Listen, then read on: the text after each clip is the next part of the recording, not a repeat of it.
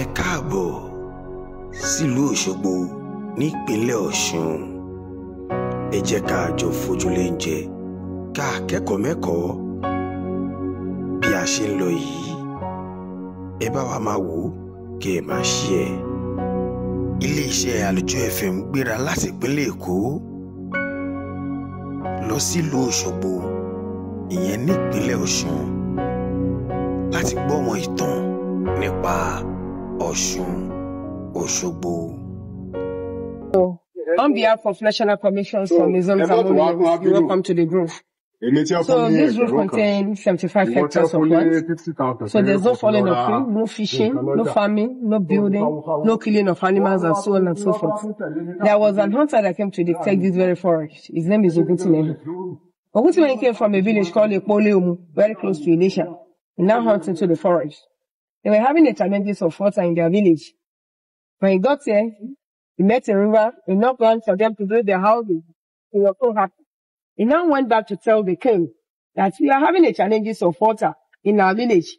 And I hunt into a forest. I met a river, enough water for us to be using. They bring their property.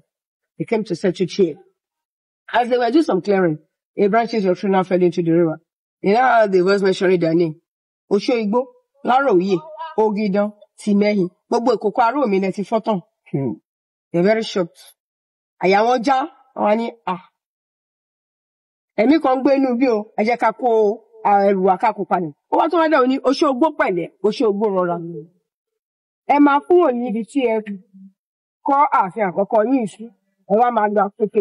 Torí ẹbọra àti èèyàn ò lè máa gbé pọ̀. Bó ṣe kó ẹrù wọn kúrò bẹ́ẹ̀ nìyẹn. Àmọ́ ibi tí ẹ kọ́ ààfin àkọ́kọ́ yìí sí, ẹ máa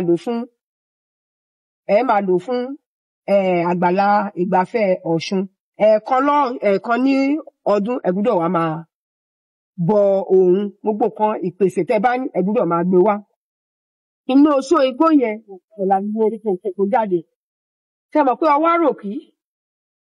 Ọwáròkí ni orúkọ oyè wọn ní Ìpoleumu. Ó wá ní wọ́n gbọ́dọ̀ pààrọ̀ orúkọ yẹn sí ní adé ọba wọn. Atẹ́wọ́gbọrẹ lẹ́nu ẹja òní Àtaọ́ja Òṣogbo. Àmọ́ ẹ̀kan lọ́dún ẹ gbọ́dọ̀ máa wá. Ẹni tó bá máa ru ìpèsè yìí ó gbọ́dọ̀ wá láti ilé ọba. Kò dẹ̀ tí gbọ́dọ̀ mọ ọkùnrin. Àmọ́ ẹ máa kúrò ní ibi tẹ́ kọ́ ààfin àkọ́kọ́ sí. Ẹ máa lọ sí ààfin kejì. Ààfin kejì wà bẹ́ẹ̀ ibẹ̀ ni àwọn ògbóni lò àjẹ́ kí àwọn àlejò wọ ọbẹ̀. Bá a ṣe wà yìí, òde Òṣogbo la ṣe wà. A ní àwọn oríṣiríṣi àwọn nǹkan tó túmọ̀ sí tí ó ṣẹlẹ̀ nílùú Òṣogbo. Eléyìí ni kò sí ààfin tá a dé a máa rí onílù tí ó kì yín káàbọ̀, ṣé dáadáa lẹ́dé àti ń retí yín o káàbọ̀. Eléyìí ni ẹbọra inú omi tó jẹ́ abala kan èèyàn, abala kan ẹja. Òṣogbo wọ́n ní bí igba méjì igi ló wà ń bí. Áàpù ẹ̀ ló jẹ́ àgbo Ọ̀ṣun. Ó ní àwọn Òṣogbo máa ń kọrin kan, wọ́n á ní sẹ́lẹ̀rú àgbo, àgbàrá àgbo, l'Ọ̀ṣun fi ń wẹ̀ ẹmọ rẹ̀ kí dókítà ó tó dé. Ó ní ẹ máa rí àwọn ọmọ kéékèèké. Eléyìí túmọ̀ sí arúgbá Ọ̀ṣun. Kòkò tí wọ́n fi kòkò àgbo ní, ẹ máa rí èèyàn tó ń wẹ̀. Àtùpọ̀ lójú 16 ni. Àwọn tó kọ́kọ́ wá tẹ̀dó sí ibi náà, àwọn náà ló gbà lọ́wọ́ iwin. Àwọn ìwé wa sọ fún pé ẹ gbọ́dọ̀ máa ṣe ètùtù. Wọ́n wá mú ọjọ́ tí ọdún bá ti kù, tí ọdún Ọ̀ṣun tí wọ́n ń gbé ètùtù wá fún Ọ̀ṣun bá ti dé. Tó bá ti kù ọjọ́ 9, ìgbà yẹn wọ́n á tan àtùpà yìí. Ọba máa jó yíká ní ẹ̀mẹ́ta kílẹ̀ tó mọ́. Àwọn tó bá fẹ́ wọ́n á jó yíká. Eléyìí ni ọdẹ Olútìmẹ́hì tó kọ́kọ́ tẹ ìlú Òṣogbo. Àjàní tabadé ojúbọ tabadé ibi ààfin àkọ́kọ́ a máa rí àwọn ọlọ́ṣun tí wọ́n máa kí yín káàbọ̀. Eléyìí ni amẹ́rinwọ ìlú Òṣogbo. Oní wọ́n máa ń kí wọn pé ọmọ tí wọ́n bá fẹ́ kí wọ́n wá ní amẹ́rinwọ ìlú Òṣogbo. Eléyìí ni ọba àkọ́kọ́ Láróyè Gbadéwọ̀lú tó wáyé.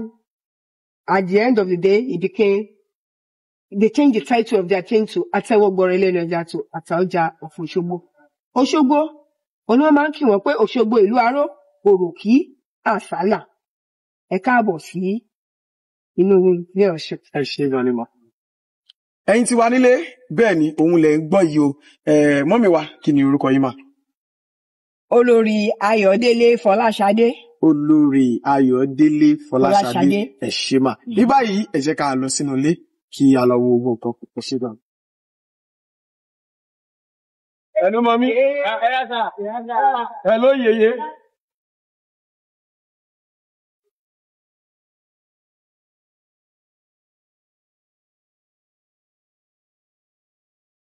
Ibi ìlà túmọ̀ sí ilé Iyèmó. Ilé Iyèmó. Iyèmó jẹ́ ọ̀kan nínú àwọn ìyàwó Ọbàtálá. Ọbàtáṣà, ọba takuntakun. Ibi tó máa ó jẹ́ obìnrin tó fẹ́ràn òdòdó. Nínú ìtàn tá a gbọ́, ó jẹ́ obìnrin tó fẹ́ràn òdòdó púpọ̀. Àmọ́ lọ́wọ́lọ́wọ́ báyìí bí là ń lò fún ìyànà Arúgbá. Nígbà tí ọjọ́ kìíní àná nínú ìtàn tá a fi gbọ́ pé wọ́n ti sọ fún wa pé kí àwọn tó tẹ̀dó sí ìlú Ọ̀ṣun àwọn tó kọ́kọ́ tẹ̀dó láàárọ̀ Oyè Ìgbàdéwọ̀lú pé kí wọ́n kúrò níbi tí wọ́n kọ́kọ́ tẹ̀dó sí wọ́n lọ ààfin kejì. Ìgbà tí ibùgbé yẹn ò gbà wọ́n mọ́ ibi tí ọba wà ní ààfin ọba ibẹ̀ ni wọ́n ti máa gbé ìpèsè tí wọ́n fi wá tu Ọ̀ṣun lójú ibẹ̀ wọ́n á ti gbé ìyànà awánlóbí fún ìyànà Arúgbá ibi tí Arúgbá máa gbà.